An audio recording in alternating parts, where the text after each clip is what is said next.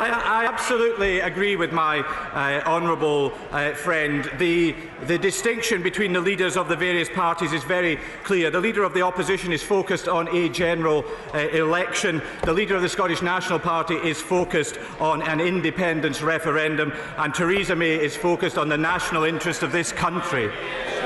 Pete Wishart. I don't know if the Secretary of State realises how ridiculous he's looked with his resignation, non-resignation business. He's like a demented Grand Old Duke of York. He's led his merry band, the Scotch Tories, halfway up Resignation Hill, and he's forgotten whether he's going up or down. Now, Scotland voted overwhelmingly against Brexit. Increasingly, numbers of Scots don't want anything to do with it. If he can't represent the people of Scotland, will he just resign and get out of the way, for goodness sake? Well, Mr. Speaker, I suppose there is no greater expert in this House on being ridiculous than the honourable gentleman, swinging one way and another on every issue of the day. I'm quite clear. The United Kingdom voted to leave the European Union, and this government will deliver that. 4 front-bench supplementaries, and we're pressed for time, so they need to be brief. Tommy Shepherd. We could not support any deal which leads to Northern Ireland having a different relationship with the European Union than the rest of the UK. The words of the Secretary of State for Scotland. I put it to him that the backstop provides exactly that in the withdrawal agreement. Given that, how can he justify remaining in the Cabinet?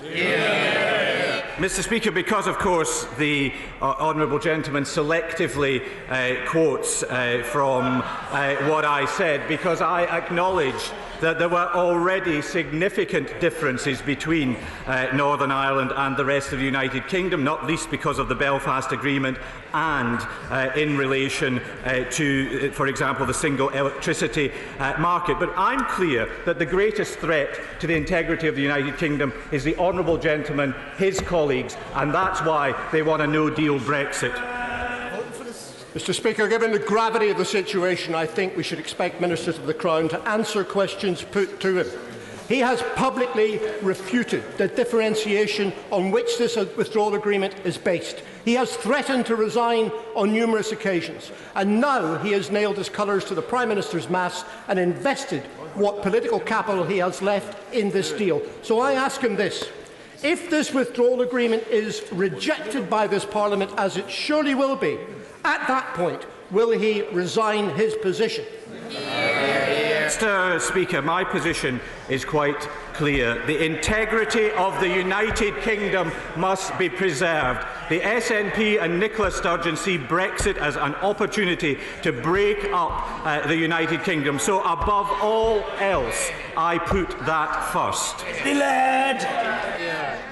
Mr. Speaker, if I can just start by supporting the comments made by the honourable gentleman in relation to Lockerbie. Mr. Speaker, the Secretary of State drew red lines for his support of the Brexit deal on the integrity of the UK and on fishing. Unless those things were protected, he would resign. The Prime Minister has come back with a deal that creates a border in the Irish Sea and sells out Scottish fishermen. So can I ask what the honourable gentleman is still doing at the dispatch box? What I'm doing is standing up for the integrity of the United Kingdom. And when I see Jeremy Corbyn and Nicola Sturgeon caballing about what they are going to do next, and no doubt agreeing that the keys of 10 Downing Street will be handed over to Labour for another independence referendum, I know I'm doing the right thing. Well, one respect in which the right honourable gentleman is not doing the right thing is referring to members of this House by name. And the right honourable gentleman knows better than that, and I hope he'll improve his performance. And Leslie Laird. Thank you, Mr. Speaker. Well, the honourable gentleman knows my views, but judging by the looks of the faces of those sitting beside him, I don't think he's quite got the mood of the room. The reality is, Mr. Speaker, that the Secretary of State's so-called red lines were written in invisible ink. They disappeared when the Prime Minister came back from Brussels. Labour will vote against the Prime Minister's deal. It's a bad deal for Scotland and it's a bad deal for working people. The Commons could unite behind Labour's alternative, a comprehensive and permanent customs union with a British say in future trade deals, and a strong single market relationship to support British business. It's clear this deal cannot command the support of the Commons. If the Secretary of State now thinks this deal is the best deal for the country, why doesn't he put that theory to the test? Call for a general election and let the people decide.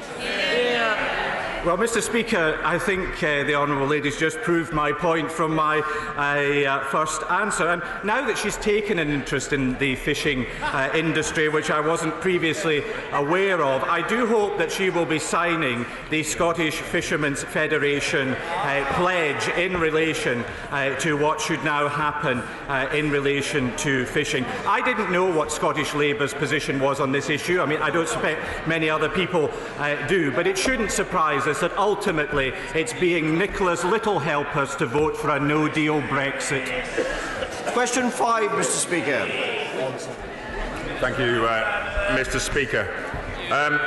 Through city and growth deals, the UK government has already committed over £1 billion of investment to Scotland, and is working on further growth deals for Borderlands, Ayrshire and Moray.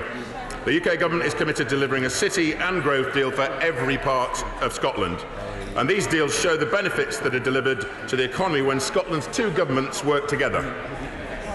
Chris Davies. Can I thank the Minister for his answer, and can I also welcome my honourable friend to his place? The UK government has now invested over £1.1 billion into city deals across Scotland. Does my honourable friend agree that this is the Conservatives delivering for Scotland? I thank my honourable friend for his very warm words of welcome. I completely agree. The over £1 billion of investment in Scotland's cities shows that this government has a clear role in delivering economic growth in Scotland. And just last week, my right honourable friend, the Secretary of State, was in Perth announcing £150 million worth of investment as part of the Tay-Sissy's deal. And I know that honourable members for Angus and Oakhill and South Perthshire were instrumental in not just securing investment for their constituencies, but also for the whole region as part of the deal. Sorry to be unkind, but the Minister's too long. We've got a lot to get through. Chris Law. Thank you, Mr. Speaker. Mr. Speaker, given the recent news from Michelin, which will lose up to 850 jobs in Dundee, it's now more important than ever all commitments on the Tay-City deal are met. The Scottish Government is committed to £200 million. Can the UK Government today give a guarantee that they'll fully match that £200 million investment? Well, the honourable member is absolutely right to raise this issue. I know how important it is to his constituency. But as I said previously, there is £150 million being committed to the region in a growth deal, and we're actively working with the Scottish Government in the Michelin Action Group, which met on the 12th of November. And with support from BEIS, we've presented a number of potential areas for further exploration for repurposing the site, either with Michelin or with another third party. And I understand that the next meeting of the Action Group is on the 30th of November. Daniel Rowley. Thank you, Mr. Speaker. £120 million was announced as part of the Edinburgh City deal to upgrade Sheriff Hall roundabout, but the A720 City bypass, which stems off of the roundabout, is chock-a-block, start to end, every day, which will affect my constituent and the Secretary of State's constituents. But it seems to have slipped down the agenda for the Scottish Government. Those constituents would like to know what conversations the Secretary of State has had with the government ministers in Scotland. I thank the honourable lady for her question. I know the deal for Edinburgh was signed on the 7th of August this month. There's a £300 million investment from this government. I know how important it is for her constituency. I will ask my right honourable friend, the Secretary of State, to follow up on the question so you've got some more detail. John Lamont. Question number 6, Mr. Speaker. Mr. Speaker, fishing is of totemic importance in Scotland, and I meet regularly with representatives of the fishing industry in Scotland to discuss the opportunities for the sector when we leave the EU. John Lamont. As we've heard already this morning, the Scottish Fishermen's Federation has launched a campaign calling on all parties to back their pledge for the UK to take back control of our waters after we leave the European Union. I'm pleased the Secretary of State has signed that pledge. I've signed that pledge. Scottish Conservatives are signing that pledge. And does he agree with me that all parties in this House should sign that pledge? I absolutely do, because when people stand up and say that they're speaking up for the fishing industry, they need to back it up, and this pledge does exactly that. So I look forward to all 59 of Scotland's MPs signing that pledge. Order. There's quite a lot of noise in the chamber, but I do want to be able to hear the ordinarily distinctive burr of the Right Honourable Gentleman Member for Orkney and Shetland, Mr. Alistair Carmichael. Why did the government ever think it would be a good idea to include fisheries in the transitional arrangements? The transitional arrangements, as the Honourable Gentleman knows, are a period where things will remain as they are to provide certainty. But there is a clear mechanism for fishing leaving those transitional arrangements and being part of the Fisheries Council in December 2020 to plan ahead for 2021. Andrew Percy. Thank you, Mr. Speaker. I recently visited Atlantic Canada on a trade envoy visit where I met with Canadian fisheries and ocean tech companies who are invested in Scotland. They're enthusiastic to work more closely with the UK once we've left the common fisheries policy to ensure that we have a better balanced and managed fisheries. Can my honourable friend give me a commitment that we will do just that? Excellent. I'm certainly able to give him a commitment in both regards, both to looking to work with important partners like Canada and to leave the common fisheries policy. Sammy Wilson. Thank you, Mr. Speaker. The Minister claims that the Scottish fishermen should rest easy because he has signed the Scottish Fishermen's Pledge.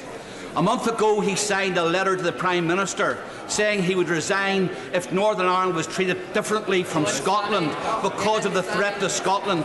If he hasn't lived up to his resignation promise, how can the Scottish fishermen ever believe that he'll live up to the promise he made in the Fishermen's Pledge? I respect the Honourable Gentleman's point of view, but I believe the biggest threat to the integrity of the United Kingdom are on those benches and by people who are seeking to bring about a no-deal Brexit. A no-deal Brexit is the most certain way to see Scotland leave the United Kingdom, and I'm not going to support anything that brings that about. Mr. Speaker, the Secretary of State claims that this deal is a good deal, but on fishing, that claim was blown out of the water by President Macron of France before the ink was dry on the political declaration. The reality is that the Secretary of State cannot guarantee that the UK won't be pushed into the backstop indefinitely if access to waters and quota shares are not agreed with the European Union. That's an undeniable breach of his red line. He promised to resign over that very issue, and yet he's still here desperately claiming it's a false choice between the no deal and a bad deal. When did he realise that he cared more about his ministerial merc than a good deal for Scotland's fishermen? Well, again, I do welcome the Honourable Gentleman's interest in fishing for the first time. Firstly, if he listened to fishermen, he would find that Bertie Armstrong, the Chief Executive of the Scottish Fishermen Federation, said that no red lines had been crossed. But what I find even more concerning, Mr. Speaker, in all these debates on fishing, where is Scottish Labour lining up? They're lining up with President Macron to do down this country. Our Prime Minister is fighting for the best possible deal for our fishermen. Order. There's a lot of noise in the chamber, but I want to hear the voice of Erewash, Maggie Throop. Question number 7, Mr. Speaker. Thank you, Mr. Speaker.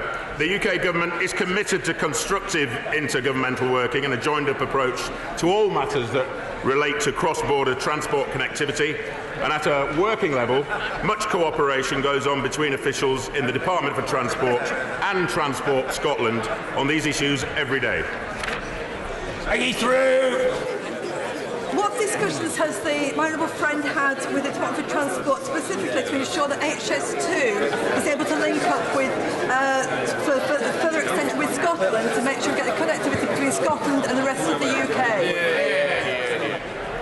Well, I know that this is an issue very close to my honourable friend's heart, and the Department of Transport is working extremely closely with Transport Scotland and Network Rail to look at future options around HS2 that might have a good business case, working towards the UK and the Scottish Government's shared ultimate ambition of a 3-hour journey time between London and Scotland. Amy Stone! Mr. Speaker, it's all very well talking about connectivity between Scotland and the rest of the UK. If you go to remote parts of my constituency, connectivity is rubbish. You'd be better off with 2 tin cans and a length of string.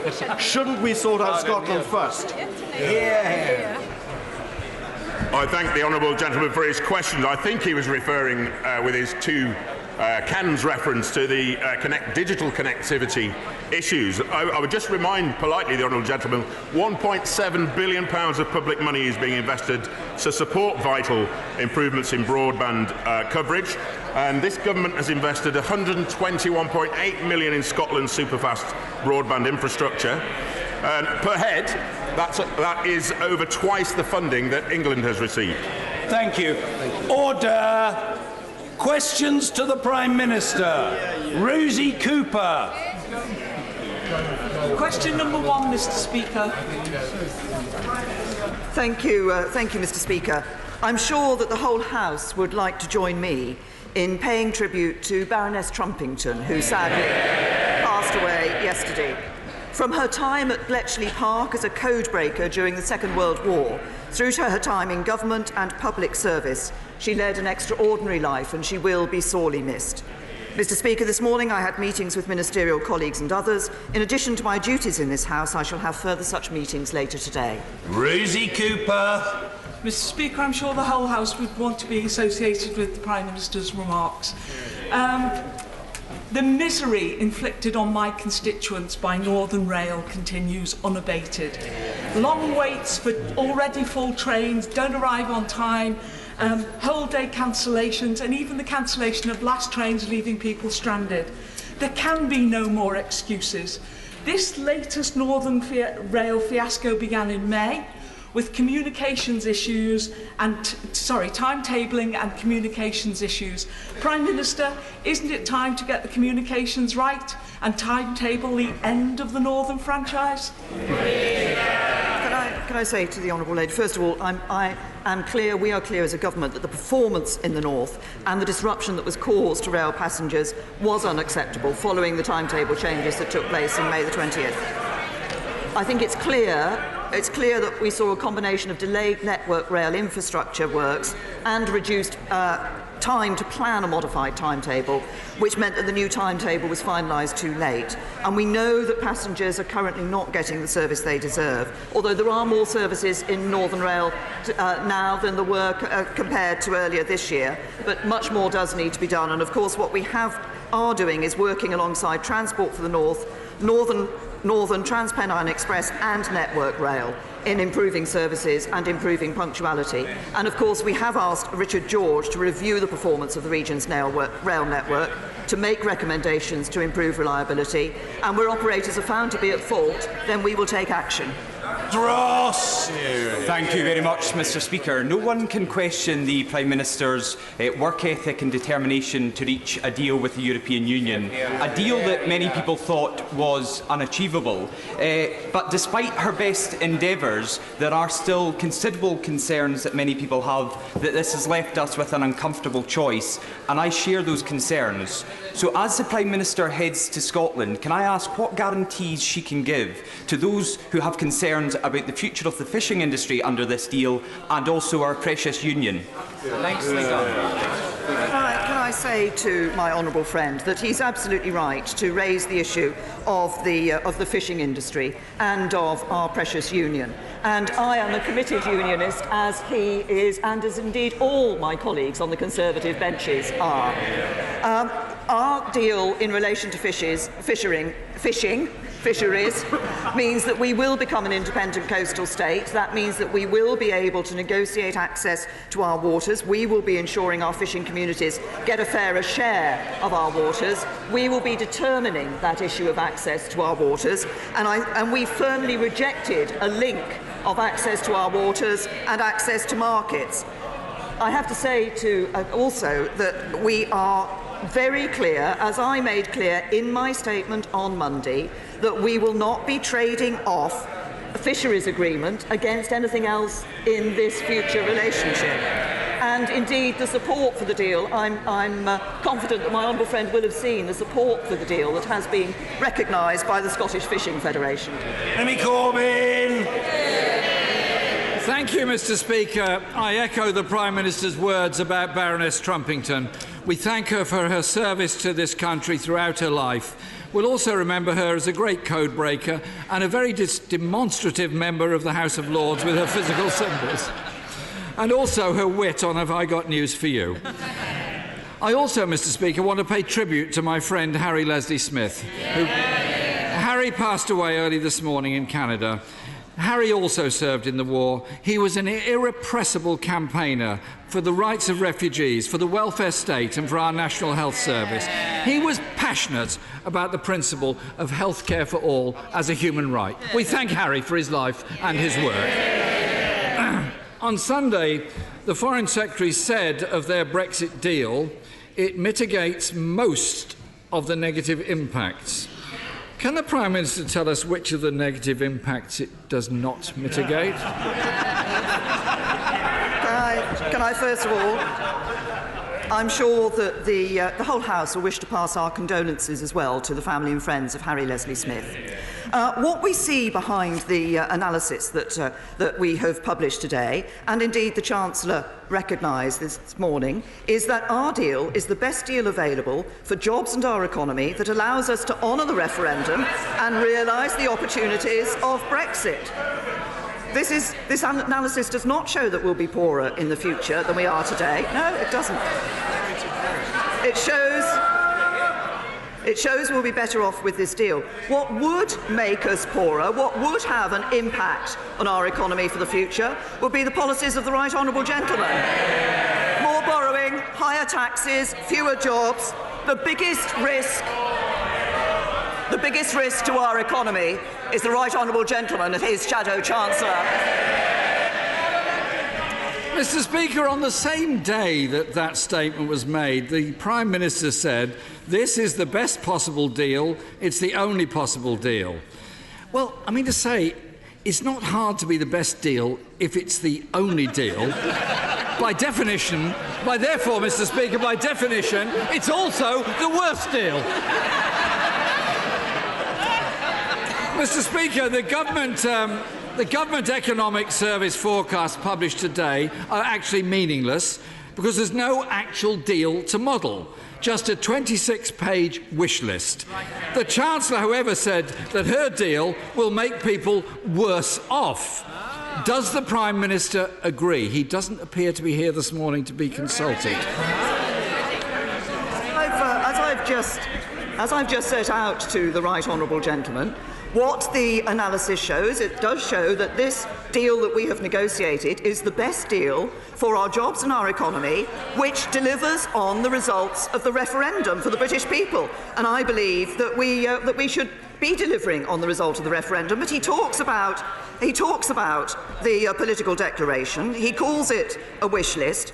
Now, what he's describing is a political declaration that's been agreed between the United Kingdom and the European Union that sets out an ambitious, broad, deep and flexible partnership across trade and economic cooperation, law enforcement and criminal justice, foreign policy, security and defence, and wider areas of cooperation. And what does Labour have to offer? 6 bullet points. My weekend shopping list is longer than that.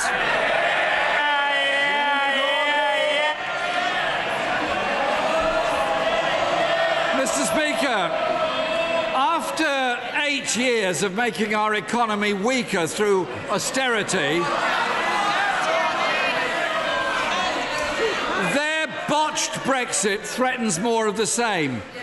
Professor Alston said in his damning UN report into UK poverty, and I quote, "In my meetings with the government, it was clear to me that the impact of Brexit on people in poverty is an afterthought." In her Chequers plan, the Prime Minister promised frictionless trade with Europe after Brexit. Her future partnership guarantees no such thing. Does the Prime Minister understand why MPs are queuing up not to back her plan? I can tell the right honourable gentleman who is backing my plan. Farmers in Wales, fishermen in Scotland, employers in Northern Ireland.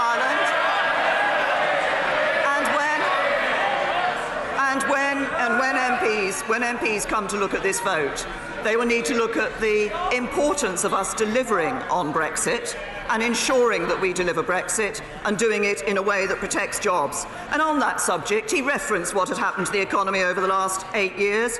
We've seen the number of young people not in education, employment or training at record lows. We see borrowing this year at its lowest level for 13 years. We see more people in work than ever before, the fastest regular wage growth for nearly a decade, and today we've seen the number of children living in workless households at a record low and the proportion of workless households at a record low. That's good, balanced management of the economy by the Conservatives. Mr. Speaker, if it's good balanced management of the economy, then why did Professor Alston say there are 14 million people in our country living in poverty? And when she claims support for her deal, last week more than 200 chief executives and entrepreneurs described her Brexit deal as the worst of all worlds. Order. Mr. Morris, calm yourself. Take some sort of soothing medicament if that is what is required. But above all, calm yourself. Jeremy Corbyn. And, Mr. Speaker, a private email the CBI sent round says of the deal, no need to give credit to negotiators, I think, because it's not a good deal. All the Prime Minister can commit to is we'll be working for frictionless trade. She's gone from guaranteeing frictionless trade to offering friction and less trade. After these botched negotiations, Mr. Speaker, the country has no faith in the next stage of even more complex negotiations being concluded in just 2 years. So what does the Prime Minister think is preferable? Extending the transition with further vast payments to the European Union or falling into the backstop with no exit? Well, as the right honourable gentleman knows, there is an exit from the backstop. There is an alternative to the backstop, but we don't want the backstop to be invoked in the first place. And neither does the government of the Republic of Ireland, and neither does the European Union. But let me just see, he's referring again to this issue of the political declaration and the nature of the political declaration. He will know that the European Union cannot agree and sign legal text on a trade arrangement with a country that is a member of the European Union, so they cannot do that until we have left the European Union. And let me just say this to him. The December joint report was 16 pages long, and it took less than a year to turn it into 599 pages of legal text. The political declaration is 26 pages long. It is perfectly possible to turn that into the legal text within the nearly 2 years it is available. At every stage, people have said we couldn't do what we've done. They said we couldn't get agreement last December, we did. They said we wouldn't get an implementation period, we did. They said we wouldn't agree a withdrawal agreement or political declaration, we did. It takes hard work and a firm commitment to work in the national interest, and that's what this government has. Mr. Speaker, that would explain why the Business Secretary doesn't have much faith in this either. He's already discussing a transition period being extended to 2022, apparently. Parliament voted, Mr. Speaker, Parliament voted for the government to publish its legal advice in full. The government today says it will ignore the sovereign will of Parliament. In 2007, the Prime Minister wrote to the then Prime Minister saying the legal advice for the Iraq War should have been published in full to Cabinet and MPs. So why doesn't the Prime Minister practice what she preached? Say to the right honourable gentleman, Of course, there's a legitimate desire in Parliament to understand the legal implications of the deal. We have said, and we have been clear, that we will make available to members a full reasoned position statement laying out the government's legal position on the withdrawal agreement, and the Attorney-General is willing to assist Parliament by making an oral statement and answering questions from members. But as regards publication of the full legal advice, the advice any client receives from their lawyer is privileged. That's the same for government as it is for any member of the public. Well, the Chancellor said what we're not going to do is publish the raw legal advice from the Attorney-General. Mr Speaker, the Prime Minister herself wanted legal advice in the past. MPs need to see that advice, warts and all, so they can make their informed decision of this matter. The Prime Minister insists that her government will be able to negotiate every aspect of the UK's future trade relationship with Europe within the space of 2 years. We've had 2.5 years since the referendum. So far, 20 of our own ministers have resigned. This is the most shambolic government in living memory. And she is now asking Parliament to vote on the basis of a 26-page wish list without even seeing the full legal advice. It's now clear that Parliament will not back this plan. So isn't it time for her to accept that reality and make way for an alternative plan that can work for the whole country? Let me say to the Right Honourable Gentleman, I will take no lectures from the Right Honourable Gentleman, who has seen 100 resignations from his front bench. But I will also say this. Today we saw what really lies behind Labour's approach. Last night, the Shadow Chancellor told an audience in London that he wanted to seize upon a second referendum and vote Remain. So now we have it. They want to cause chaos, frustrate Brexit, overturn the will of the British people, and that would be a betrayal of the many by the few.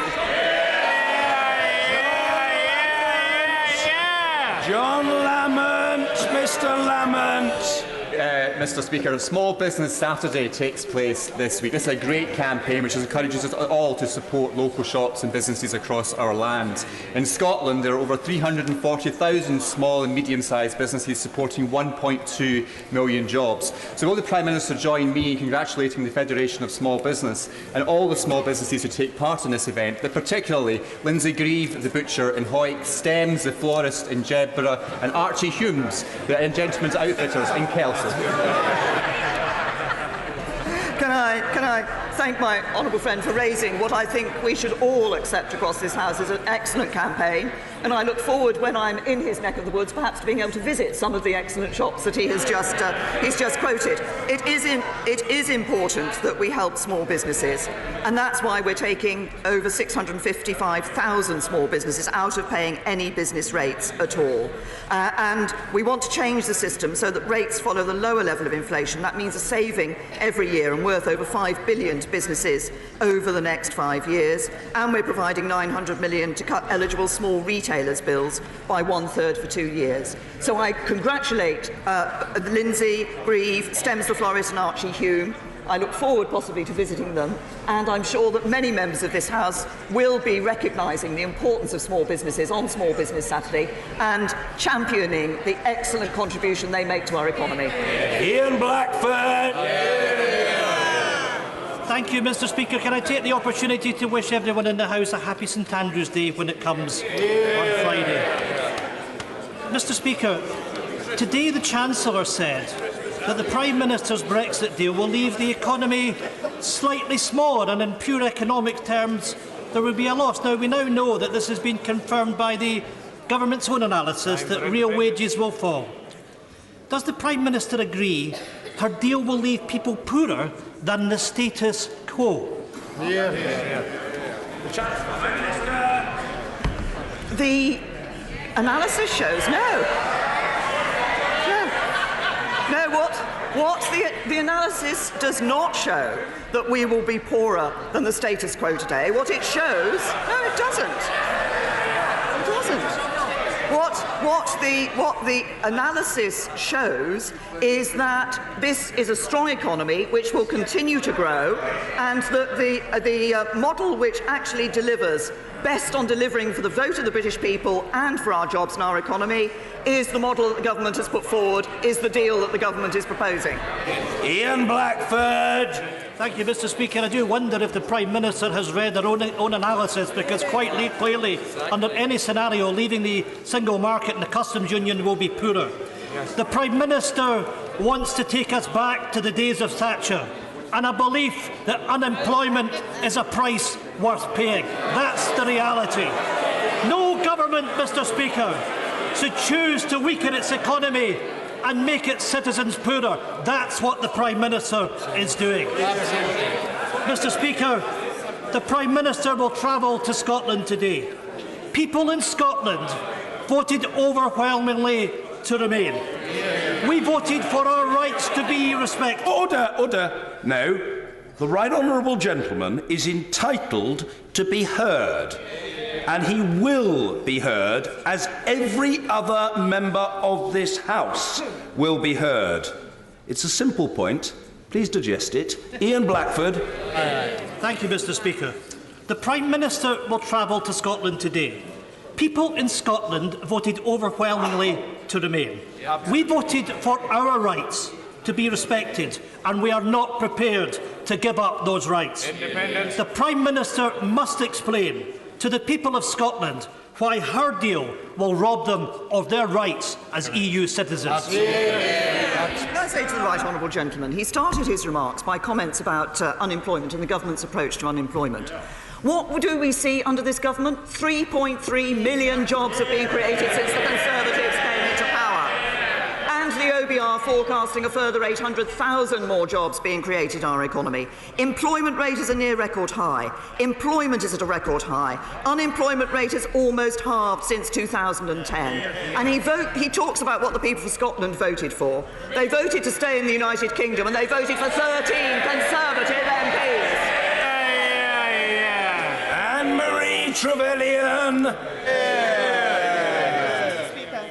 It's a fact with any divorce proceedings that if the parties cannot reach a fair and equitable agreement, they go to a judge to ask for a decision. Mr. Speaker, in the case of the divorce between the UK and the EU, this Parliament must be the judge. Does the Prime Minister agree with me that once this Parliament has rejected the EU's controlling and dominating proposal, which won't leave us free to decide our future, that the UK will be better off actually spending the money we set aside to prepare for a clean global Brexit?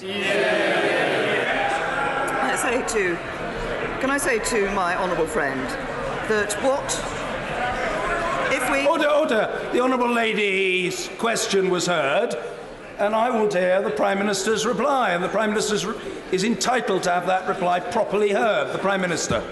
Thank you, Mr. Speaker. Backing this Brexit deal means that we will control our own borders, we'll end free movement once and for all, we'll protect jobs with a deal that's good for our economy, we'll no longer send vast sums of money every year to the European Union, we can spend it on our priorities, and we'll be able to strike free trade deals around the world, as well as taking back control of our laws and having a good security partnership.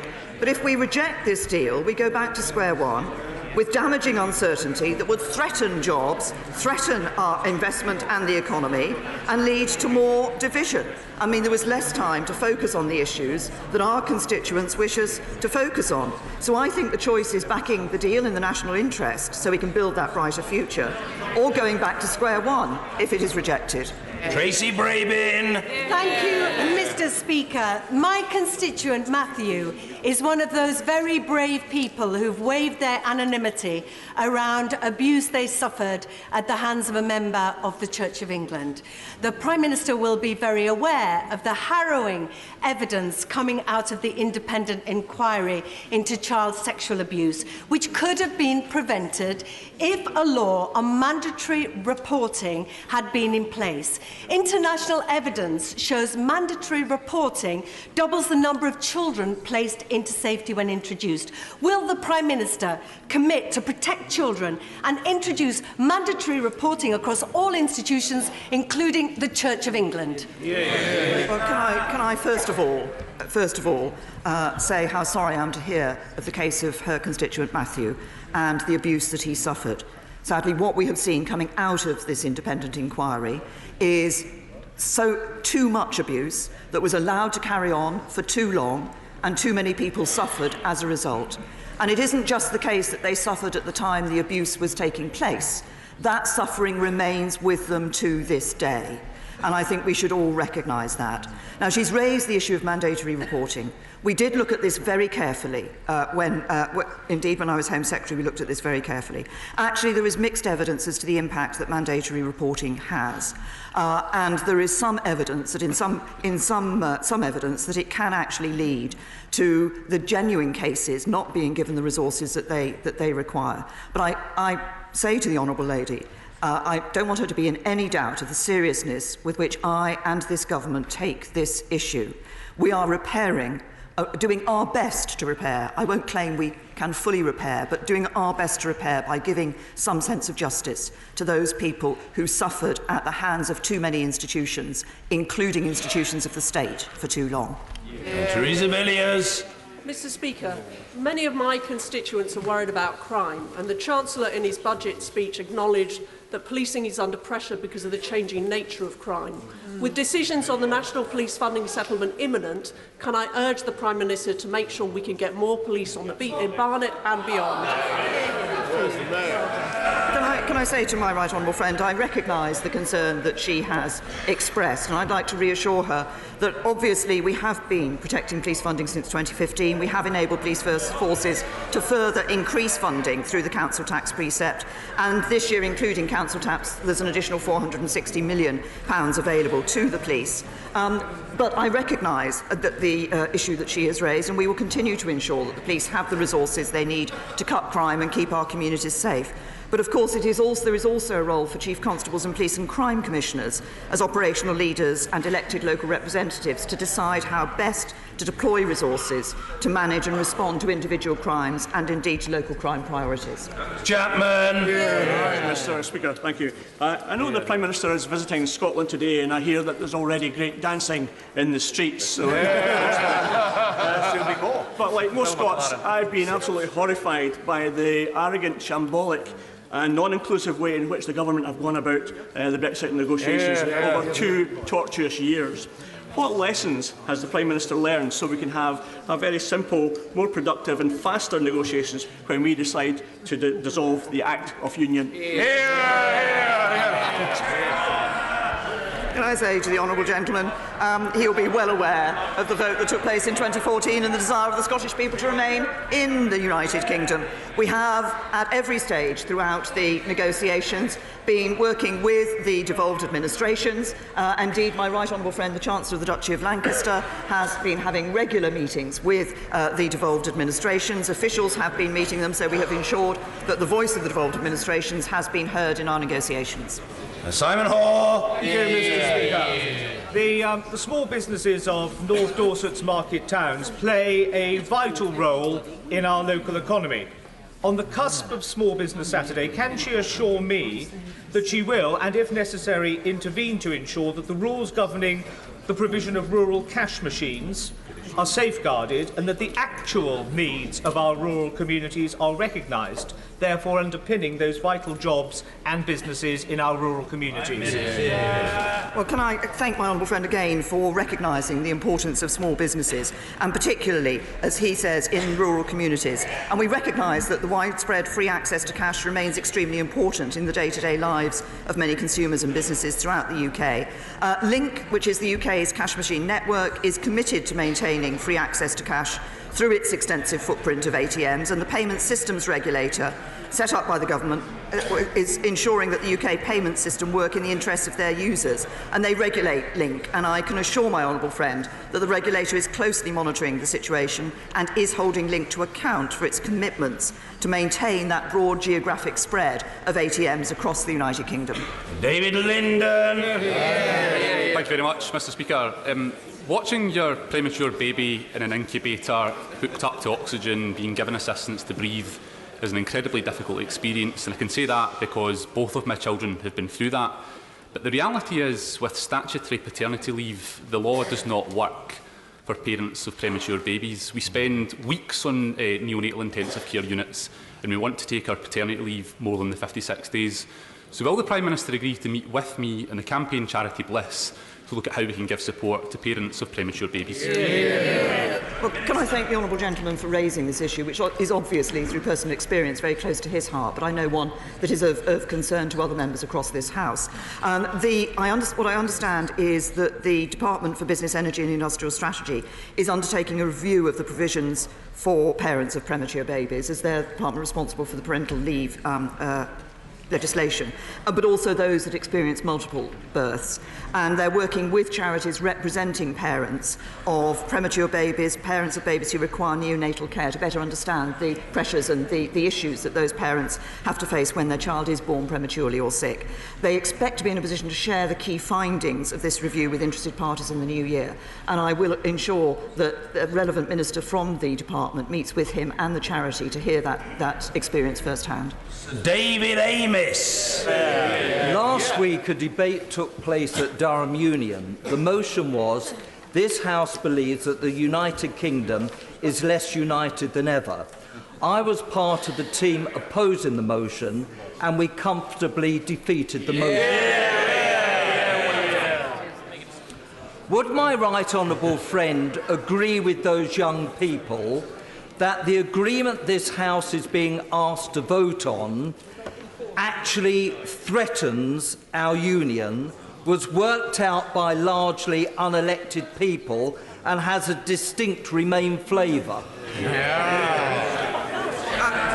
My honourable friend might not be surprised if I say, actually, I don't quite share his analysis of the deal that we put forward. Look, this is a deal that does deliver on Brexit. I think this is important. It does deliver on Brexit, but it does so in a way that does protect our United Kingdom. That was an issue that I have set out in this House on many occasions, and it's one that we were very keen to ensure was dealt with in this deal. It's a deal that protects jobs, but it's a deal that delivers on people's vote to ensure that we leave the European Union, and that we do so in a way that delivers no free movement, no jurisdiction of the European Court of Justice, not sending those vast annual sums to the European Union every year. But can I thank my honourable friend for engaging with those young people in Durham and debating this matter with them. I think it's very important we get young people, ensure young people maintain that interest in politics. Dame Louise Ellman. Thank you, Mr. Speaker. The Chancellor has broadcast to the nation that Brexit will make the UK poorer. The Prime Minister's last-minute concession in Europe puts Gibraltar's future on the line. And our long-term trade arrangements are simply unknown. Article 50 can be revoked. Isn't it time for a people's vote with an option to remain? Can I say to the honourable lady, I mean, first of all, I've already referenced what the Chancellor said. Her reference to the Chief Minister of Gibraltar, to the issue of Gibraltar, goes absolutely contrary to what the Chief Minister of Gibraltar has said about the way in which the United Kingdom has absolutely stood by Gibraltar, and we will continue to stand by Gibraltar. She will have heard me saying before that I believe, in terms of a second referendum, it's important that we deliver on the vote of the British people. But I would also just ask her to consider this. It wouldn't be possible to hold a referendum before March the 29th of next year. That would mean having to extend Article 50. She wants to extend Article 50, delaying Brexit, or leaving with no deal. I believe the best option for this country is to ensure that we deliver on the Brexit vote, that we leave the European Union next March, that we don't delay that point, and we leave with a good deal that will protect jobs across the country. Sir Desmond Swain. Is she concerned about religious persecution in the Holy Land, and will she welcome the visit of the Patriarch of Jerusalem? Can I thank my right honourable friend, and of course, he will know that this weekend does mark the start of Advent, which is a time of expectation and hope for Christians. And today is Red Wednesday, a day when landmark buildings, including these Houses of Parliament, will turn scarlet as an act of solidarity with persecuted Christians. I would certainly like to welcome the Patriarch of Jerusalem for his upcoming visit. And I know that some Israelis can face additional structural challenges, particularly Christian and Muslim Arab Israelis, who experience higher rates of poverty and unemployment and who can face discrimination. And we certainly encourage the Israeli government to do all it can to uphold the values of equality for all enshrined in its laws. But can I give my right honourable friend the assurance that I will continue to work with governments, with the international community, with the United Nations to support the rights of minorities, including Christians? Sir Vince Cable. In the next 10 days, there will hopefully be informed debate on the government's proposals on Brexit and various alternative routes, including an election, the people's vote, no doubt others. But there is absolutely no reason why the public should be alarmed by continuing discussion of a chaotic no deal, because it's entirely within the power of this House and the government to stop it. So will she reassure the public that under no circumstances this will happen? The right honourable gentleman with his long years in this House will know that, as he has said, we will on December the 11th be looking at the deal that the government has negotiated with the European Union. I believe there is a clear choice. I believe backing that deal will provide people with certainty and ensure that we deliver on the vote of the British people in the best way for jobs and for our economy. And failure to back that deal, I believe, would lead to chaos and uncertainty for people for the future. And the clear message I get around the country is that people don't want that chaos and don't want that uncertainty. Mrs Anne Main. Thank you very much, Mr. Speaker. This country exports vast amounts of plastic to developing countries. Could we, that's under the guise of recycling, could we incentivise recycling in this country and seek to ban us exporting our rubbish to other countries where it often ends up in landfill or in the ocean? My honourable friend has raised an important issue, and she, I hope, recognises the action the government has taken in relation to plastic. I was very pleased yesterday when I was at the Winter Fair at the Royal Welsh to see a company that actually 29 years ago started taking plastic and turning it into products that people could use, recycling it into things like garden seats and tables. This was an innovative initiative 29 years ago. It's slap bang into what we all consider to be the right thing to do today. Dan Carden. Thank you, Mr. Speaker. The Prime Minister is currently travelling the country seeking public support for her Brexit deal that she says will secure industry and jobs. So will she visit Camel Laird shipyard in Birkenhead, where workers have been forced into industrial action, fighting the threat of casualisation, to save hundreds of skilled, secure jobs in Merseyside at a company that has won £620 million of government RAF contracts? Because what faith can people have in the future she offers if she will not act to save skilled, secure jobs in our own defence industry? Can I first of all say to the honourable gentleman, I realise what a worrying time this must be for the employers of Camel Laird. Obviously, the government doesn't have a role in the strategic direction or management of the company, but officials are in touch with the company. Officials are in close contact with the company and are being kept informed. And I hope that there can be a dialogue between all sides to work together to come to a solution that is in the best interests of all involved. But as I say, I recognise what a worrying time this must be for the employees of that company. Zach Goldsmith. Mr. Speaker, it's been very widely reported that, fearing a backlash here in the UK, the Prime Minister personally intervened to stop the government offering sanctuary to Asia Bibi, the Pakistani Christian mother who faces a very, very serious threat to her life. Can the Prime Minister please take this opportunity to put the record straight and to commit to doing everything this country can to offering sanctuary to that mother?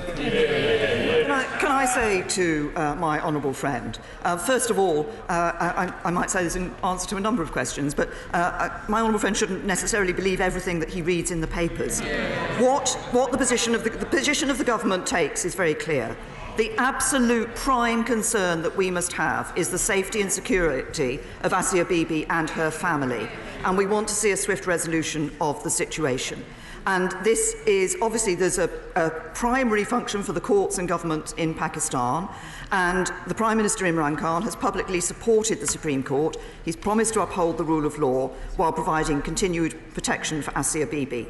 We could approach this in two ways. We could say, we want to go out there and say something just so that we show that the UK is doing that. Or we can say what is right for Asia Bibi. We are working with other countries to make sure, as I say, that our prime aim, which is the safety and security of Asia Bibi and her family, are what is what is provided for. So we're working with others in the international community and with the Pakistani government on that. And Mrs. Sharon Hodgson. Mr. Speaker, this morning in the Westminster Hall debate on the proposed plan for the Tyne Wear Fire and Rescue Service, the Minister finally admitted that in relation to funding, and I quote, Tyne Wear has had a more challenging settlement than other fire authorities. How will the Prime Minister right this wrong? Well done, Sharon. Well, can I say to the Honourable Lady, it sounds to me as if she's already raised her concerns in relation to this matter with the debate in Westminster Hall. And we have been looking at the issue of fire authorities. What we have seen over time is sometimes actually plans attempting to be put forward on which money has been spent, which have not worked for fire authorities. It is important that we make sure that the level of protection that they provide and the level of support that they provide is there. And obviously she has had a response from the Minister this morning. Charlie Elphick. Mr. Speaker, the Prime Minister will be aware that in recent weeks an unprecedented number of migrants, more than 100 migrants, have crossed the English Channel to enter the United Kingdom in small, unseaworthy craft. Does she agree with me it's very important that Britain and France work together to find the people traffickers behind this, to put a stop to them, bring them to justice and ensure that we invest more in our border security? Yes. Well, my honourable friend has raised a very important point with which he is acutely aware as the member for Dover. Earlier in the year, in our discussions with the French government, we agreed that we could set up a coordination centre which would enable the French and UK governments and authorities to work together on exactly these sorts of issues. And my right honourable friend, the Home Secretary, has ensured that that coordination centre has now been stood up literally in the last few days. Newland. Thank you very much, Mr. Speaker.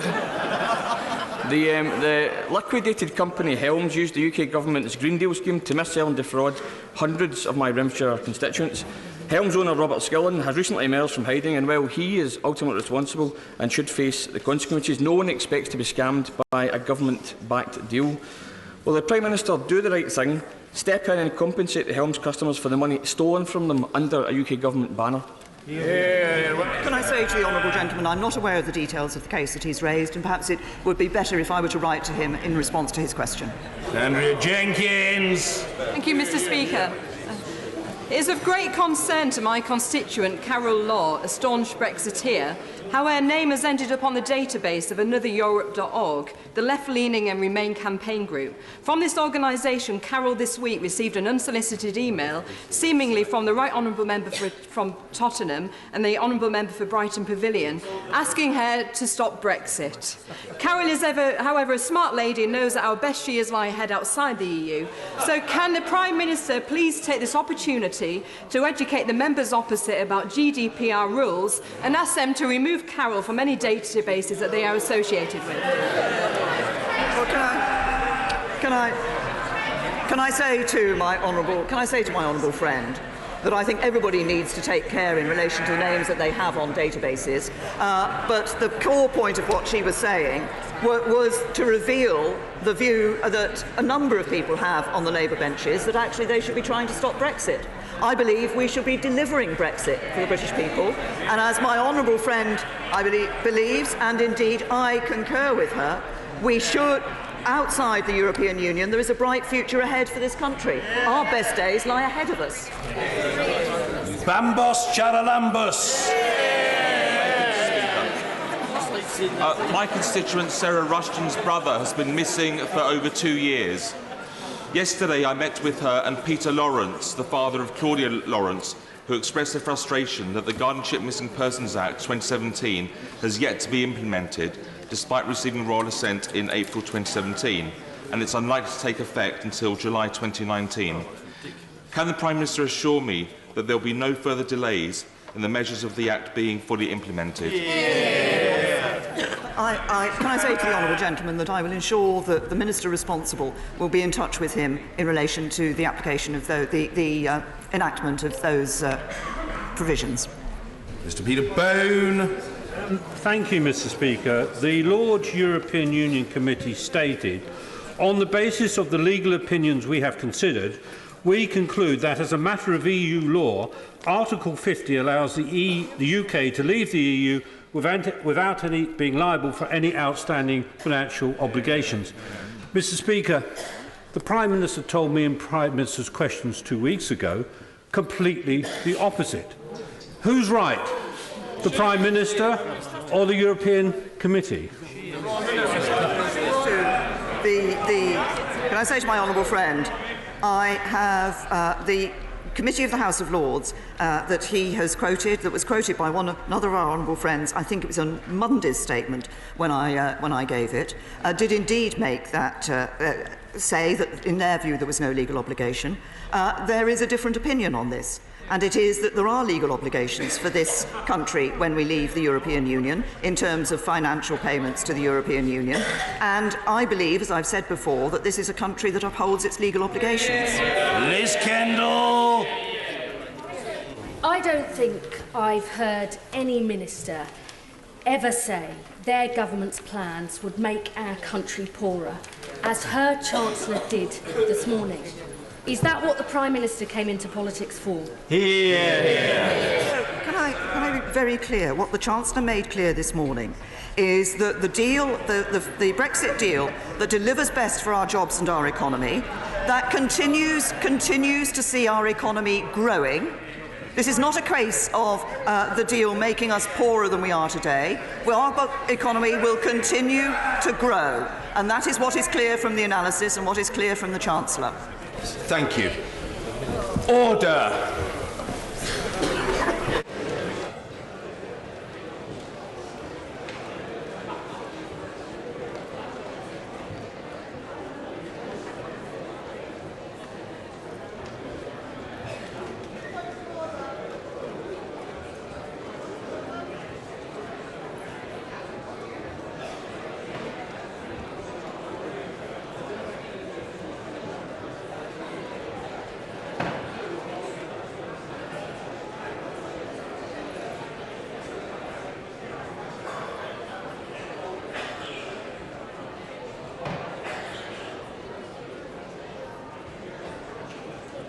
Order. Can I just say to the honourable lady who is perched, poised, about to pounce with her point of order, that ordinarily points of order come after urgent questions and statements. If there is some peculiarly compelling reason why the matter should be aired now, because it somehow flows from proceedings, I'm happy to hear it on the assumption that it's brief. Point of order, Rachel Reeves. Thank you very much, Mr. Speaker. Mr. Speaker, have you been made aware of why the Chancellor isn't able to respond to this urgent question? This is an incredibly important issue about the future of our country. The Chancellor has found plenty of time to visit the television and radio studios this morning. He should be in this chamber right now. I'm grateful to the honourable lady for her point of order, and I recognise that she chairs an important select committee of the House. But the short answer to the honourable lady, and for the benefit of the House and others attending to our proceedings, is that who the government fields to respond to an urgent question that I have granted is exclusively a matter for the government. I think the honourable lady knows that, and to judge by her puckish grin, I take that as testimony that she is aware of that fact, but she has registered her disapproval with the force and alacrity that we have come to associate with her. Meanwhile, however, we will hear the urgent question, and the Financial Secretary to the Treasury will reply. Urgent question, John MacDonald. To ask the Chancellor of the Exchequer to make a statement on the Government's publication of the economic and fiscal analysis of various Brexit scenarios. Secretary to the Treasury, Minister Mel Stride. Mr. Speaker, today the Government published the analysis of the economic and fiscal effects of leaving the European Union, honouring the commitment made to this House. It is important to recognise that the analysis is not an economic forecast for the UK economy. It only considers potential economic impact specific to European Union exit, and it does not prejudge all future policy or wider economic developments. The analysis sets out how different scenarios affect GDP and the sectors and regions of the economy against today's arrangements with the European Union. 4 different scenarios have been considered. A scenario based upon the July White Paper, a no-deal scenario, an average FTA scenario, and an EEA-type scenario. Given the spectrum of different outcomes, and ahead of the detailed negotiations on the legal text of the deal, the analysis builds in sensitivity with effectively the White Paper at one end and a hypothetical FTA at the other. Mr. Speaker, turning now to the outcome of the analysis. The analysis shows that the outcomes for the proposed future UK-EU relationship would deliver significantly higher economic output, around 7 percentage points higher than the no-deal scenario. The analysis shows that a no-deal scenario would result in lower economic activity in all sector groups of the economy compared to the White Paper scenario. The analysis also shows that in the no-deal scenario, all nations and regions of the United Kingdom would have lower economic activity in the long run compared to the White Paper scenario, with Northern Ireland, Wales and Scotland all being subject to a significant economic impact. What the government has published today shows that the deal on the table is the best deal. It honours the referendum and realises the opportunities of Brexit. It is a deal that takes back control of our borders, our laws and our money. And let me be very clear to the House, Mr. Speaker, and to those who say that the economic benefits of staying in the EU means that we should overturn the result of the referendum. To do so would open up the country to even further division and turbulence, and undermine the trust placed by the British people in our democracy. So what this House and our country face today is the opportunity presented by the deal, a deal that honours the result of the referendum and safeguards our economic future. Or the alternative, Mr. Speaker, the risk of no deal or indeed of no Brexit at all. Order. Somebody said something about dishonest. No member should accuse another member of being dishonest in this chamber. I'm not quite sure who I heard, but that must not be repeated. This is a disagreement between honourable and right honourable members, and colleagues must remember that. John McDonnell. The Chancellor promised us that the House would have a detailed economic analysis of the options ahead of the meaningful vote on Brexit. The least, I say, Mr. Speaker, the least that we could expect is instead of touring the broadcast studios, the Chancellor himself would be here to present an oral statement with the information. But let's be clear, we're now in the ludicrous position of seeing an analysis produced today on the economic implications of Brexit, which is in fact largely an assessment of the Chequers proposals abandoned months ago. What the analysis produced by the Treasury today shows us is this: if the no-deal scenario with no net EA migration comes to pass, something the government has recklessly, if incredibly, been threatening, we could see a GDP almost 11% lower than compared to today's arrangements.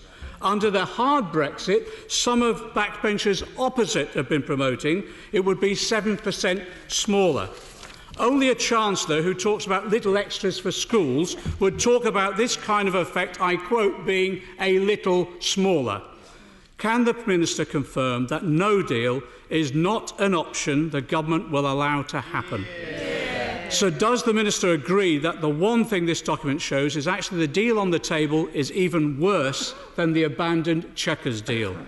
Has the government done any analysis whatsoever of the actually proposed backstop arrangements, and are these going to be published in advance of the vote in a few days' time?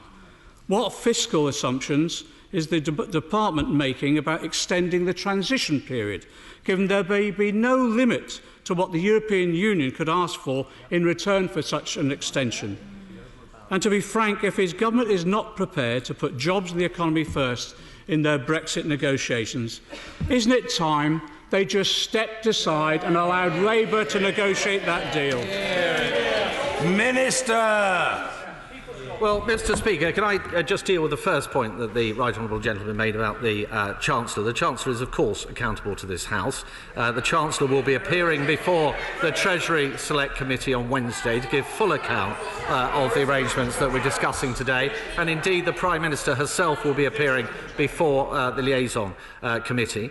The right honourable gentleman raised the issue of the Chequers deal and the fact that analysis is being based around that in this paperwork. That is entirely appropriate, given the fact that, as he will know, the political declaration itself suggests a spectrum of possible outcomes for these arrangements, which is why not only do we analyse the Chequers proposal, but we also have a sensitivity analysis around that proposal as well. He raises the issue of a no-deal scenario. It is the Labour Party that is pushing us more in the direction of a potential no-deal scenario by, I have to say it, for their own political reasons, deciding to object to the deal that we have put forward. And, Mr. Speaker, that deal, just to be clear, is firstly good for safeguarding the economic future of our country, and it also delivers on the 2016 referendum, getting us control of our borders, of our money, of our laws, making sure we protect the integrity of the United Kingdom, go out and do our future trade deals, and that is something that this government is totally committed to achieving. Mr. Kenneth Clark. Mr. Speaker, would my honourable friend accept that it is not possible to leave a free trade area with most important wealthy customers and introduce tariff barriers, custom delays, regulatory divergences and delays at borders without making this country poorer than it otherwise would be? And it's difficult to see how anybody who follows economic policy can argue the contrary whilst keeping a straight face.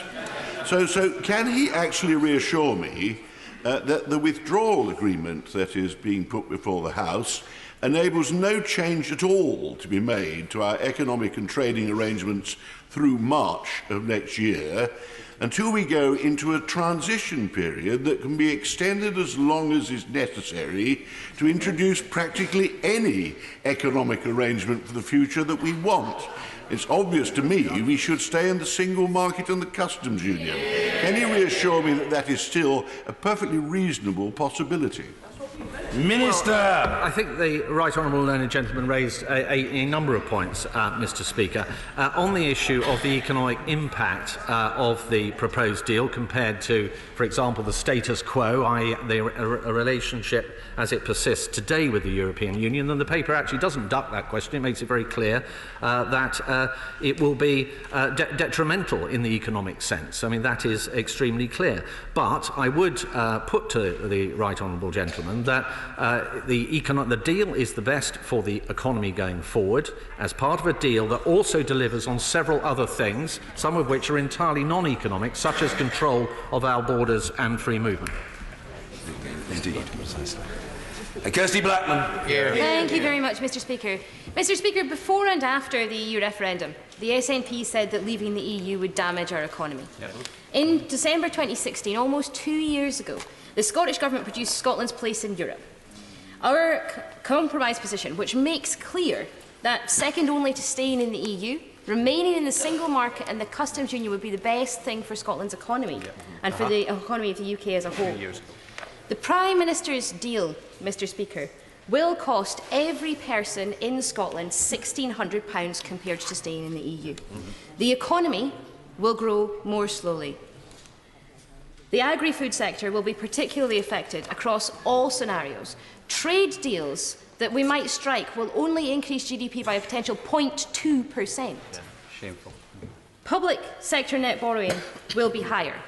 In what alternative reality is this a good deal? Well, what Minister. the honourable lady is arguing for, Mr. Speaker, is to remain within the European Union. That would not respect the will of the British people, as expressed in the referendum, the largest turnout in any electoral event in this country's history. And she talks about the imposition of trading barriers and the impact on the economy. There would be few impacts worse, I would suggest, than Scotland becoming independent and having a customs barrier between ourselves and Scotland. John Redwood. Well, the Treasury published the average 25-year growth rate in the last 25 years before we joined the EEC, and the average 25-year growth rate since 1992, when we've been in the full single market.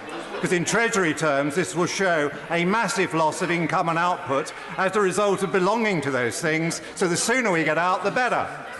Well, the right honourable gentleman seems to already have availed himself of precisely that information in order to make his point. But what I can assure him, Mr. Speaker, is that Stephen Nicol, formerly of the independent OBR, will be, at the behest of the Treasury Select Committee, looking at all the facts and figures and the model that we've employed in this respect, and he will be given access to officials across all departments of government in order to assist him doing just that.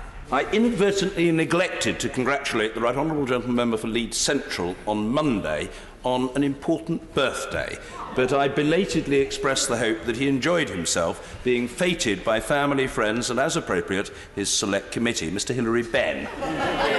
Well, thank you very much, Mr. Speaker. There was nowhere I would rather spend my birthday than in the House of Commons questioning the Prime Minister on the Brexit deal. Now, on the subject, and I'm sure the same is true of the Prime Minister, on the subject of today's urgent question, the government is, of course, unable to analyse the political declaration because no one has the faintest idea what kind of economic relationship will result from it. So instead, it has chosen to model the Chequers Plan, the Facilitated Customs Arrangement and the Common Rule Book, which has already been explicitly rejected by the European Union, which is why we've ended up with a vague political declaration. What is the purpose of trying to rest the government's case about minimising economic damage to the country on an option that the EU has already told us it will not agree to? Minister. Mr. Speaker, can I echo your many congratulations to the Right Honourable Gentleman on his very special day, but say that in the case of the political declaration, he will know that it does not specify a specific outcome, because that is to be negotiated as we go forward, as was always going to be the case. However, the actual analysis that we're presenting today, whilst anchored upon the Chequers arrangements and the July White Paper, of course provides a sensitivity analysis around that to reflect the fact that there are a spectrum of potential outcomes. Mr David Davis. Thank you, Mr. Speaker. The Treasury, the OBR and the Bank of England, between them, produce numerous forecasts every year. When was the last time any of them got one right? Financial Secretary. Well, I suspect, Mr. Speaker, in the history of highly detailed, complicated economic forecasts with a myriad of variables, there's probably not one in the entire history of the planet that has been entirely right in every respect. But that is not an argument. That is not an argument that the Right Honourable Gentleman deploy not to go out and do an honest and sensible appraisal of what the likely outcomes are going to mean, both fiscally in terms of GDP, as we go forward. Sir Vincent Cable. The government's confirmed this morning what the Independent National Institute set out yesterday, that relative to continued membership of the European Union, the country will be substantially poorer, with no Brexit dividend for the budget relative to the position now. Is it not also the case that the government's relatively optimistic forecasts are based on the assumption of a smooth and rapid transition to a trade deal or an indefinite period in a transitional arrangement, and that the likely outcomes and the likely scenarios are potentially a great deal worse? Well, no, Mr. Speaker, and the Right Honourable Gentleman raised specifically the issue of a Brexit dividend, and the Chancellor has always rightly been very clear on this, that there is uncertainty in the economy at the moment, and this is one of the key reasons why, if we can agree a deal and get that deal to stick, get rid of that uncertainty, then there's a huge level of investment that will come to our shores, and this will be a huge shot in the arm to the British economy. Nicky Morgan. Thank you very much indeed, Mr. Speaker. Let me start by just saying that this economic analysis is being published at the behest of the Treasury Select Committee. None of the three men called before me so far on this side are on that Select Committee. I say to the Minister, I was very clear in the letter that I wrote to the Chancellor of the Exchequer on the 27th of June, which is available for any interested parties on the parliament.uk website. I said that the long-term analysis should consider the economic and fiscal impact of implementing the withdrawal agreement and the terms of the future framework. Yep. It is clear, sadly, that is not what has been published today. Absolutely right. Now, it may be the case that it's not possible, as we've already heard, to model particularly those agreements and the future framework. But that should then be explained to this House in respect for this House. Now, this is only the first part of the economic analysis that's been published. We've got the Bank of England's economic analysis at 4:30 this afternoon and the Financial Conduct Authority, and then there will be various relevant witnesses, including the Chancellor, giving evidence to my committee in the course of next week. So can I just say to honourable members that rather than leaping to conclusions about what's on the printed page today, we should all take the time to read it in detail, all 90 pages, and the technical amendment of over 70 pages, and the Bank of England's analysis, and listen to the evidence given next week, and then listen to the debate, and then we make our judgments on the 11th of December.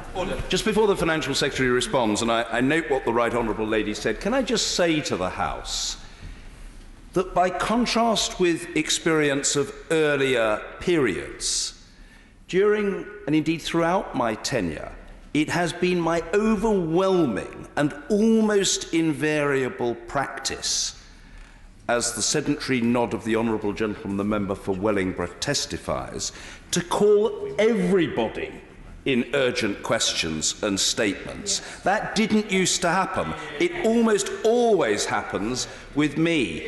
And so what I would say is that if people would just be a little bit patient, rather than everybody thinking I'm more important than the other person, everybody will get in. I called the Father of the House and two Secretaries of State of some standing. The Right Honourable Lady is Udda, and the Right Honourable Lady was a Secretary of State. But the Chair decides who to call and when, and I will always ensure that everybody gets a fair opportunity. And it's got to be that way. I've always treated the Right Honourable Lady with the very greatest of respect, and I will always do so. I will also try to equalise the gender balance, but I hope people will understand when I say that there are limits to what the Chair can do. The Chair also depends on who is present, who is standing. I'm doing my best, and I always will. Financial Secretary. Thank you, Mr. Speaker. May I say to the Right Honourable Lady that I think she is entirely right about the importance and her exhortation to the House to make sure that we fully digest these two documents that have been brought forward, and indeed, as she suggests, also fully digest the announcement that will be made by the Bank of England, I believe, at 4:30 this afternoon, and indeed, in turn, review very closely the evidence that the Chancellor and others make to the Treasury Select Committee. And we do not want to, Mr. Speaker, be making the kind of mistake that the Leader of the Opposition, I have to say, made when he dismissed our deal without even having read a word of it. Alison McGovern. Mr. Speaker, I can't help feeling quite sorry for government economists today, because not only have they had people in this House disparaging their work, but what's more, they seem to have been asked by the government to do what appears to me, Mr. Speaker, to be a spin job. Can I ask the Minister whether the Chancellor of the Exchequer even asked the Government Economic Service what model could appropriately be produced based on the political declaration about the future that we are actually going to have to vote on?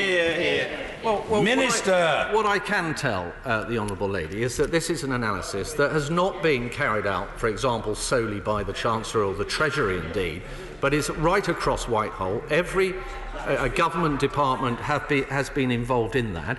No direction as to the detail and as to what the outcome of that analysis should be has been made by ministers. And I do think it's important, Mr. Speaker, that I should go on the record in this urgent question to defend those officials who are not able to speak for themselves in these circumstances, and to say that the government, Mr. Speaker, has absolute confidence in them and their integrity. Jacob Rees-Mogg. Thank you, Mr. Speaker. I'm sure my honourable friend recalls the wild inaccuracy of the Treasury's forecasts before the referendum result, a punishment, Brexit and an increase in unemployment of 800,000. But isn't there a major flaw in the document we have before us, in that global trends have not been modelled, yet it's thought that 90% of future global economic growth will come from outside the European Union, and without thinking about that, this forecast is worthless? Well, I'd make 2 points to the honourable gentleman. The first is that this is not a Treasury report as such. It has involved, as I've just outlined, discussions and involvement right across the whole of government. And then as to the issue of future trade deals, he will find buried within the detail that in fact assumptions have been made about future trade deals with countries such as the United States, China and India. Catherine McKinnell. Thank you, Mr. Speaker. The analysis published by the government today, whilst isn't entirely clear in its picture, does highlight the specific impact that a bad Brexit would have on the North East region. Today's figures provide the modelling for the North East against a Chequers deal and against an average free trade arrangement, but uses no deal as a base for that analysis. So can the Minister confirm today what the impact will be on the economy of the North East of no deal and the government's intended deal when comparing it with our status quo, being remaining in the European Union? Well, Mr. Speaker, as I identified earlier, it is the case that a no deal compared to the deal, the Chequers deal and the sensitivity analysis around that, will see every region and every country and indeed every sector of the UK economy disadvantaged as a consequence. And in fact, in the case of the North East, as she will see from the analysis presented, the impact of a no deal would be particularly felt. And that is indeed the case, as is the case with the West Midlands and the East Midlands, for example, where manufacturing is particularly prevalent. There will also potentially, within the model, there be shown to be impacts around agriculture, which would have quite a strong impact on areas such as Wales and Northern Ireland and indeed Scotland too. Anna Soubry. Thank you, Mr. Speaker. Mr. Speaker, as you know, the honourable gentleman for Streatham and I tabled an amendment to the Finance Bill calling for the publication of precise analysis based on modelling based on the status quo, but to include the government's political declaration. And indeed, I am very grateful to my honourable friend, and he is my friend, and I am not by any means saying that he has done anything dishonest, but he gave the following assurance at the dispatch box to this House, and as a result of that, the amendment was not pushed to the vote, because if it had been, Mr. Speaker, it would have been passed. And the Hansard records that my honourable friend for Newark gave this assurance to the House: the analysis will consider a modelled no-deal scenario, or World Trade Organisation terms, a modelled analysis of an FTA scenario, and a modelled analysis of the government's proposed deal. Now, Mr. Speaker, at that time it was the proposed deal because it was before last weekend when it became the political declaration. It's not this minister's fault, but it's somebody's fault, because I'm feeling like a promise made at that dispatch box and in private that led a course of action that meant that an amendment was not put, that would have been put and voted for. I would like to know, please, why that solemn promise has been broken. Minister. Mr. Speaker, I have huge respect for the right honourable lady, who I count as a friend, and I would gently say to her that I don't believe that any promises have been broken here. What we have come forward with is an analysis of the deal, and that analysis of necessity is a spectrum of possible outcomes, because if you look at the political declaration, it very clearly does not identify a specific endpoint. So the choice that you are left with is taking a position on a particular set of circumstances, in this case the Chequers deal as outlined, set out in the July White Paper, and then taking a sensitivity analysis about that point, so that you capture effectively the different scenarios in which the final deal could land. But that, as we know, Mr. Speaker, currently is unknown because it is subject to detailed negotiation. Yvette Cooper. In fact, what the Minister's done is blown apart the Prime Minister's entire claims, because he's actually admitted that he cannot do any kind of assessment of the political declaration of the deal, because, as he said, and as it says on page 20, on paragraph 28 of the political declaration, there is a spectrum of outcomes, a spectrum of controls, but the trouble is that his assessment of that spectrum is a huge range of possible outcomes for the growth of the economy, ranging from a 1% drop to a 7% drop. That is a substantial range. What he's actually asking us to do is to vote for this blindfold, with no idea, and undermining our negotiating strategy as we do so. Would he confirm that is actually what he's just done? Well, no, I'm afraid. I'm sorry to disappoint the Right Honourable, but I won't confirm that, because, as I just said in my last answer, the deal, as set out and elaborated upon in the political declaration, does indeed set out a spectrum of potential outcomes. And so, therefore, it's logical that it is that spectrum of potential outcomes that we should be modelling. And that is precisely what we have done. Mr. David Jones. Sorry. Mr. Speaker, a few minutes ago, the Prime Minister regaled the House twice with a catalogue of the economic successes that this country is currently enjoying. That success is all the more remarkable when one recalls that prior to the referendum, the Treasurer solemnly warned that in the event of a leave vote, the country would immediately enter recession.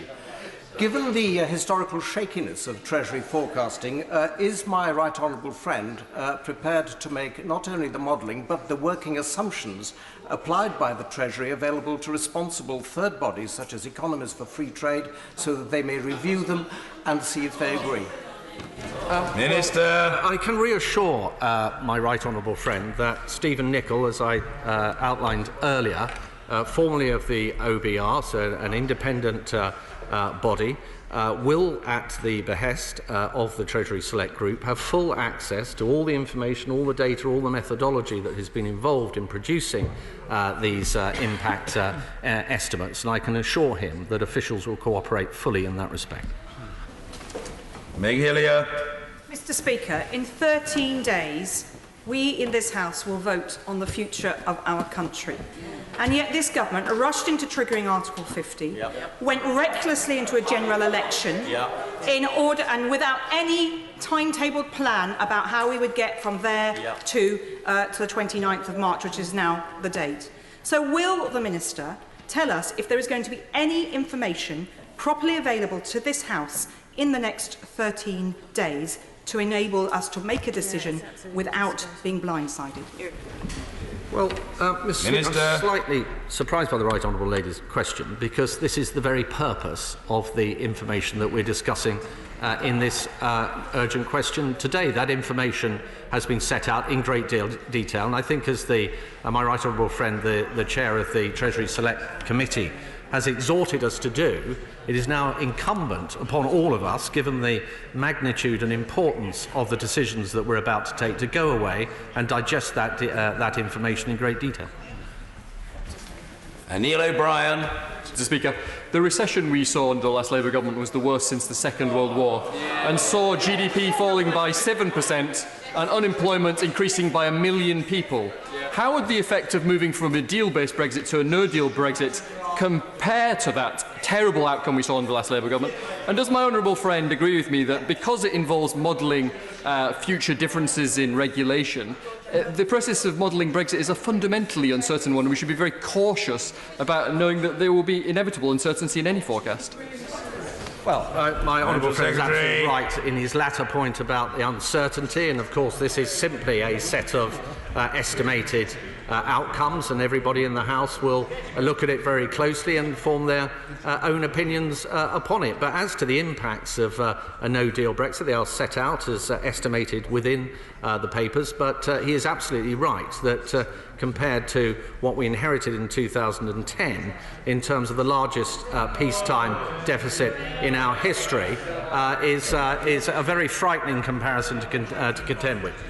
Angela Eagle. Thank you, Mr. Speaker. The government, like a third-rate conjurer, hopes that if they produce a range of examples for scenarios that aren't going to happen, like no deal or checkers, somehow will be taken in by it. Isn't it about time, Mr. Speaker, that this government did what this House asks it to do, whether it's about legal advice publication, whether it's about giving us the facts to make the decision, so this House can take back control on behalf of the British people? Minister. Well, Mr. Speaker, we have done precisely what the House required us to do in terms of setting forward the estimated impacts of the deal, of an average FTA, of an EEA-style scenario, and indeed of a no-deal. As to the point that the Right Honourable Lady raises in respect to the legal advice, I know that the Attorney General will be making a statement to the House in due course. Alex Shelbrooke. Thank you, Mr. Speaker. Mr. Speaker, is not the truth that the range of economic forecasts that have been put out today show the importance of actually trying to secure the withdrawal agreement.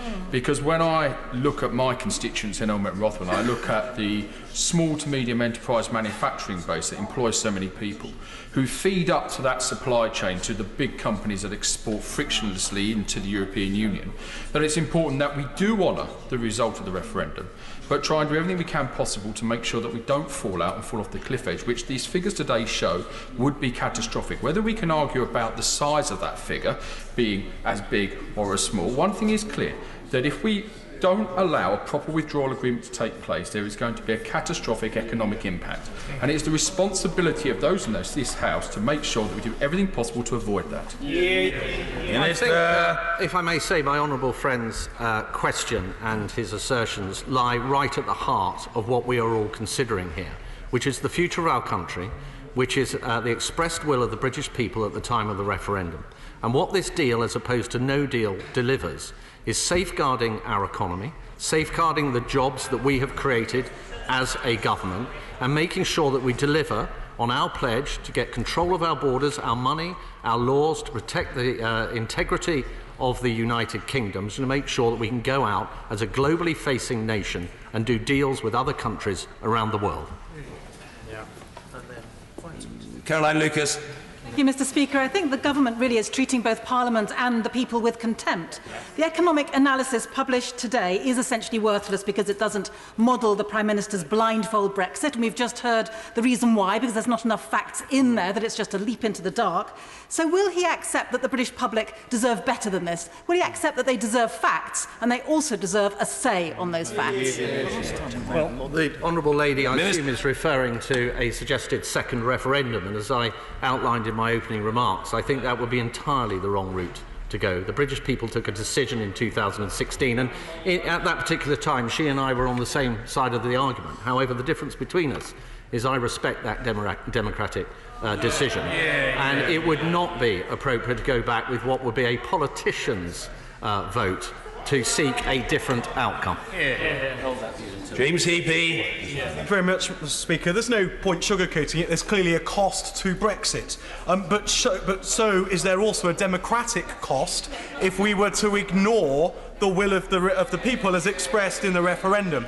So does my honourable friend agree with me that if this House were to turn its back on the deal that minimises that cost and respects the will of the British people, we plunge our economy into a period of great uncertainty which has huge cost, and at the end of which the options are still exactly the same? My honourable friend Minister is absolutely right in what he has just said. The choice before this House is one of going for a deal that will safeguard our economy going forward. It will deliver on the aspirations and the messages that we got at the time of the referendum. And to go into uncharted territory beyond this deal, which could end up